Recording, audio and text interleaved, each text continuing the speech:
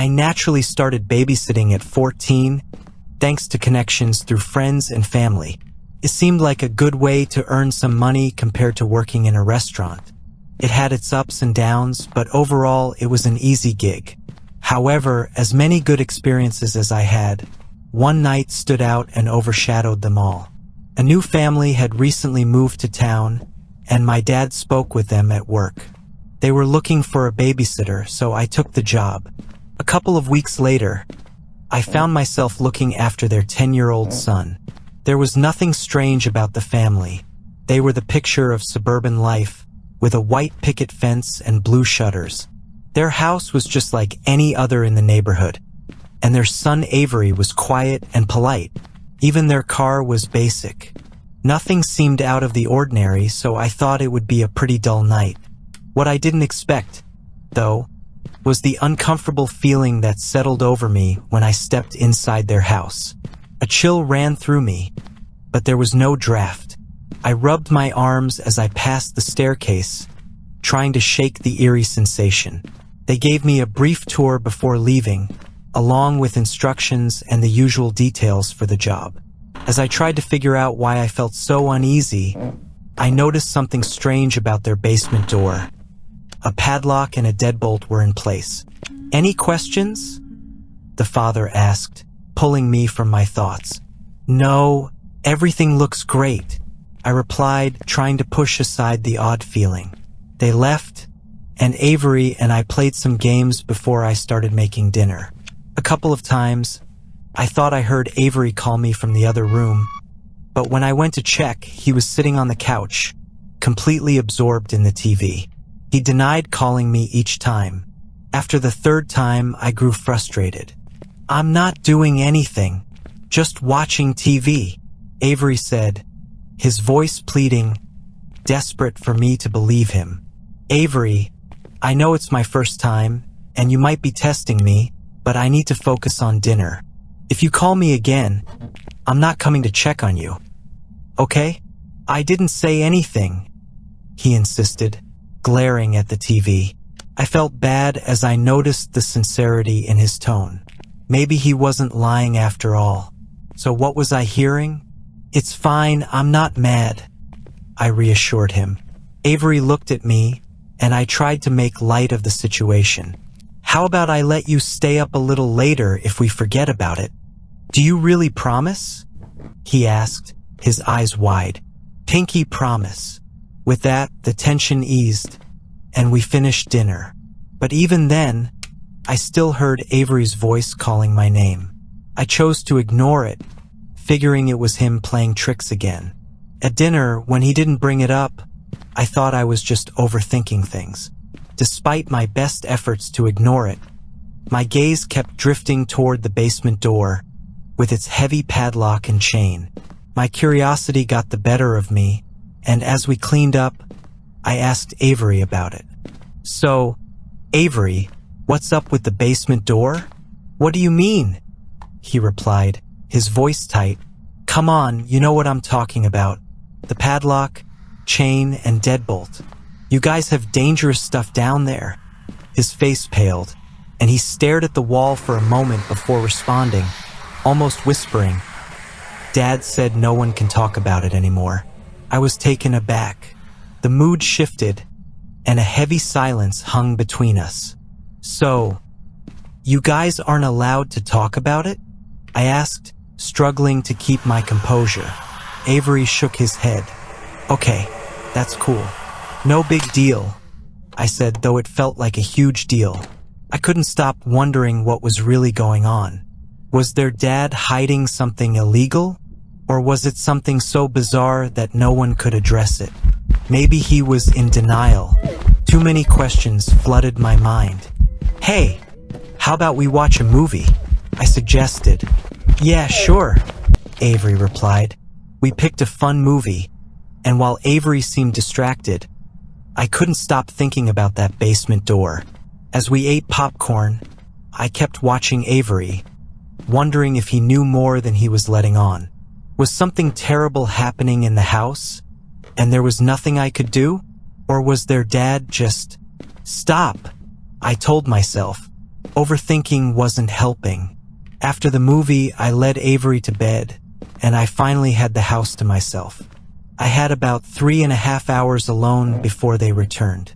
I pulled out my phone and started texting my friend about the weird things I had experienced so far. She dismissed it, telling me I was just spooked by being in a new place. But I wasn't convinced.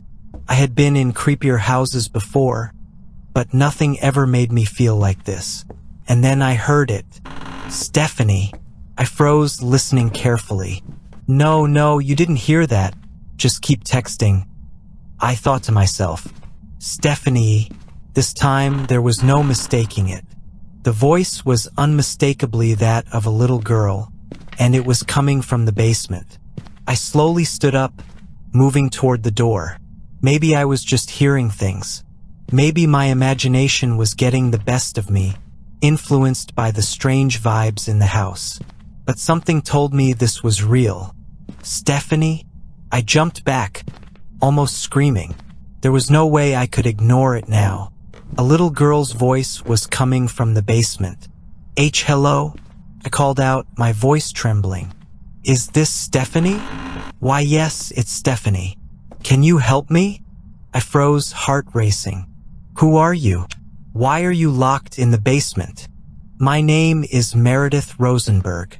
They've kept me locked up for a long time now. The police were almost onto them, so they moved. Can you get me out? A cold shiver ran down my spine, and I struggled to respond. Was I really babysitting for a family that kept a little girl prisoner? Oh my God. How long have you been locked up with them? I asked, barely able to breathe. Ever since I can remember. Everything clicked. Avery's strange behavior, his dad's secrecy. It all made sense now. Of course, his father didn't want him talking about the door. I just need to find the keys, and I can. They're in the garage under the metal shelf, inside a magnetic key holder. Okay, just hold on. I'll be right there. In a panic, I dashed to the garage and felt around underneath the shelf. Sure enough, I found the magnetic key holder. I rushed back, popped it open, and grabbed the key. I quickly ran to the basement door and began unlocking it. Did you find it? Meredith asked, her voice trembling. Yes, sweetie. I'm almost there. Oh, please hurry. Sometimes they come home early. The urgency shot through me as I hurriedly tried to get the key into the padlock. After a few frantic moments, the lock finally clicked, and I quickly slid the chain off before unlocking the deadbolt. I'm coming, Meredith. Hold on. I called, my voice a little shaky. I threw open the door, but I was met with nothing but darkness. Adrenaline coursing through my body, I fumbled for the light switch. Finally, my hand found it, and the light flickered on, illuminating most of the staircase. Meredith? I called, my voice echoing in the silence. Her voice had been so close just moments ago, but now there was nothing. Why wasn't she at the top of the stairs? If I'd been locked in a basement for who knows how long, I would have bolted the second the door was opened. I'm down here, came her voice, faint but audible. It sounded like she was at the bottom of the stairs. My mind began to piece everything together, and I realized just how terrifying the idea of going down there had become. Meredith, you can come up now. The door's open, I called, trying to stay calm, but my voice betrayed me with a slight tremor. I had no idea why I was scared of a little girl, but something felt incredibly wrong about this whole situation. I hurt my leg. When you said you were getting the key, I went back down to get my things and hurt myself. Ow, wow. Her voice took on a pained tone. I felt bad for her, but I couldn't bring myself to move forward. The fear was holding me back. Can you move? Maybe pull yourself up on the railing, I suggested. I can't. It hurts too much, she cried out. Okay, sweetie, I stammered. What's wrong? Won't you help me? It's just, really dark down there and I don't want to get hurt too. Is there any way you can make it to the stairs? Any way at all? I tried to sit up, but my shoulder hurts too much. But you said your leg was hurt, I replied before realizing how wrong everything felt. The words hung in the air, and it was only then that I realized how many things were out of place. A chilling thought struck me, one I hadn't even considered until now. How did she know where the padlock key was hidden? A heavy silence filled the air. I was locked in a standoff, not knowing what to ask next. Whatever the answers were, they weren't going to bring me peace. I felt like the truth, whatever it was far too terrifying to handle. Meredith? Are you still there? The words felt weak, even to me. There was no reply. The silence grew unbearable. I quickly pulled out my phone and turned on the flashlight, but it barely illuminated anything. So, against my better judgment, I stepped forward. The stairs groaned underfoot as I took that one step, and it was enough to make my heart drop. In the dim light, I saw something that I couldn't ignore. The bottom step, which led into the abyss of the basement, was wet, covered in some strange liquid. It was spilling over into the dark. I froze, realizing it couldn't be water. The father had never mentioned any flooding. Then the puddle rippled, and I realized the horrifying truth. It wasn't water. It was a puddle of saliva. A low, wet chuckle echoed from the darkness, freezing me in place. The laugh was twisted and evil. "How did you like my voices?" A voice said from the shadows. "I've been practicing." It was Avery's voice. My stomach twisted in knots, and every instinct screamed at me to run. But my feet were glued to the floor, my body unable to react. A pity, though, almost got you. That was when the face emerged from the shadows. It was monstrous, with mandibles that glistened with saliva, and a horrifying grin spread across its face. My survival instincts finally kicked in, and I bolted up the stairs, slamming the basement door behind me.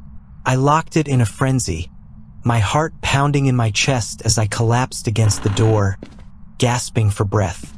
Before I could even register the relief, a heavy blow struck the door, shaking it violently. I screamed, ran upstairs, and grabbed Avery. I didn't care about anything else at that moment. I had to get out. I dragged Avery out of the house, dialed 911, and told them there was a burglar inside. As I explained, it hit me that I was about to report a monster in the house, but I couldn't let that slip to the authorities. The police arrived, as did Avery's parents. But there was nothing. No monster. No sign of anything unusual. The basement was as empty as it had always been. The parents gave me strange looks, likely suspecting that I had the key to the basement. I shoved it into their hands without saying another word and rushed out of the house. Avery's parents gave me a final glance, their eyes filled with doubt, but I didn't care. I got into my car and left, knowing there was no way I would ever step foot in that house again. And as for basements, I can't go into them anymore. I simply can't.